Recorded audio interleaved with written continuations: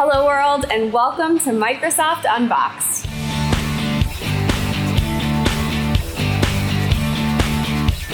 I'm your host, Colleen O'Brien, and we're here at the Microsoft Archives. Microsoft was founded in 1975, and over the past 44 years, as you can imagine, we've made a thing or two. Right here at the Microsoft Archives are where all of those products are held. And I'm here with Microsoft's archivist, Amy Stevenson. Amy, welcome to the show. Thanks for having me. Thanks so much for joining me. Can you tell our viewers here, what exactly is an archivist? So it depends on where you're working, but here at Microsoft, my job is to keep the history of the company. And that means keeping the things as well as the stories about the things and the stories about the people and the culture and everything that's happened here over the past 40 years. And how does one become an archivist? To become a certified archivist, I would go get a master's in history, and then I would take some other coursework. And the other way is to become an information scientist or a library scientist and go that route. And how did you specifically make your way into this role? So I actually started at Microsoft as a librarian in the 90s. And then got the opportunity to fill in for the archives researcher while she was on maternity leave. So I learned then that what I really liked was to do archival research and the historical stuff. What is it about this company that makes you want to be the archivist for Microsoft? So I first decided I wanted to work at Microsoft when I was in library school.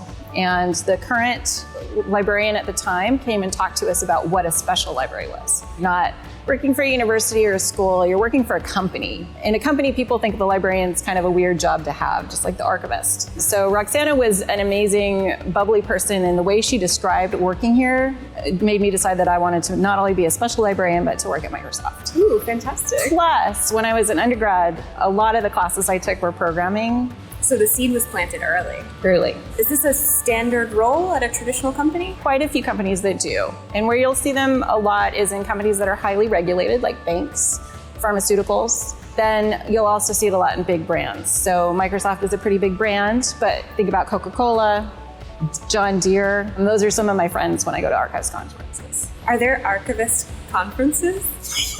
Yes, there are. What goes on at an archivist conference? Well, what happens at an archivist conference is perfectly fine to share. So there's a lot of talk about metadata and cataloging and processing and more cataloging, less process, all sorts of conversations like that.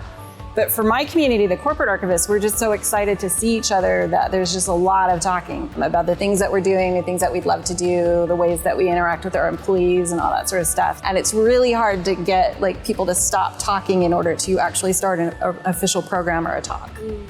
I imagine there's an epic show and tell.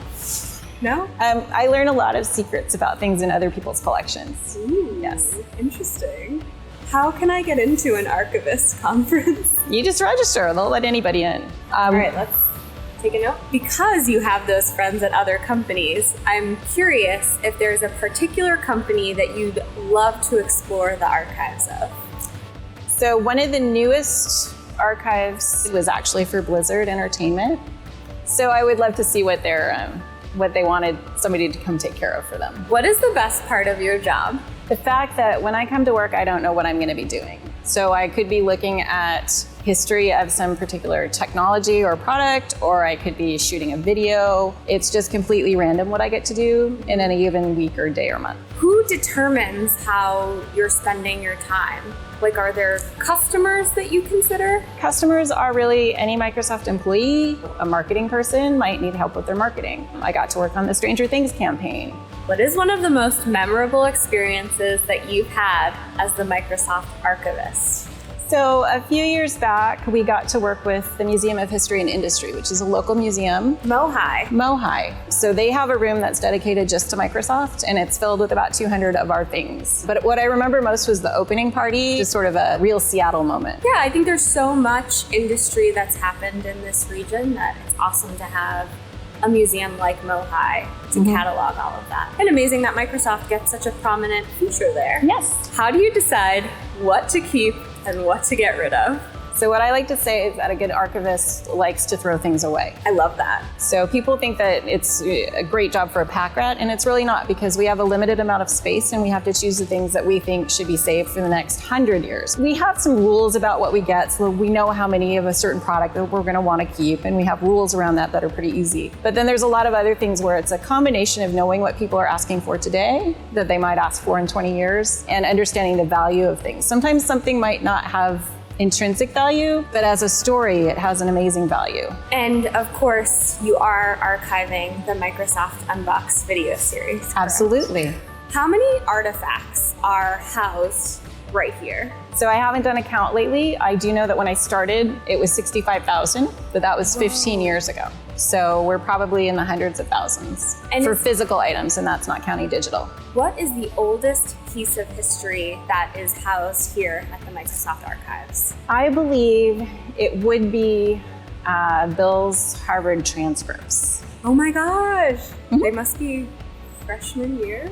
Freshman and sophomore year. Wow. I want to know what your favorite things are. So I have a few, and it changes, day to day. One of my favorite things is actually from 1976. It's the carpet order for the first office in Albuquerque, but it's made out to Mike Rosoft. So a guy named Mike, capital R Osoft, Mike Rosoft. So at one point in our history, we were so small that somebody couldn't even understand that we were a company.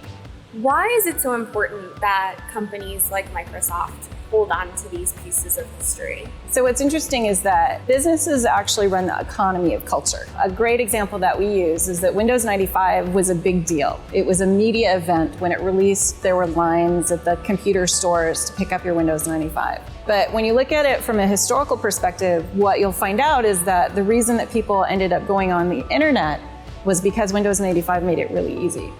So there you see a big surge in internet usage, which has completely changed the way that you and I live today. Where can people go if they want to learn more about Microsoft's history? So there's some information online. There's a timeline that we make available in Sway. For employees, there's tons of other ways to get to know our history. For museum space, we do have the exhibit at MoHI, which is really well done. Otherwise, there's tons of books, none of them really authorized. Rogue books. What is something that you have learned in this job? So one of the things that I didn't really realize is that about 10% of the population is super tactile. When they see, they will touch. So I used to show the clay prototype that's currently in the visitor center until the day that I had a guy go like that and poke his fingernail right into it. So no! It's an important thing to remember that people like to touch things. I want to go see some of these items, but what's the proper etiquette to observe? So no food or drink. And just keep your hands to yourself. But I want to touch that. You can touch that, actually.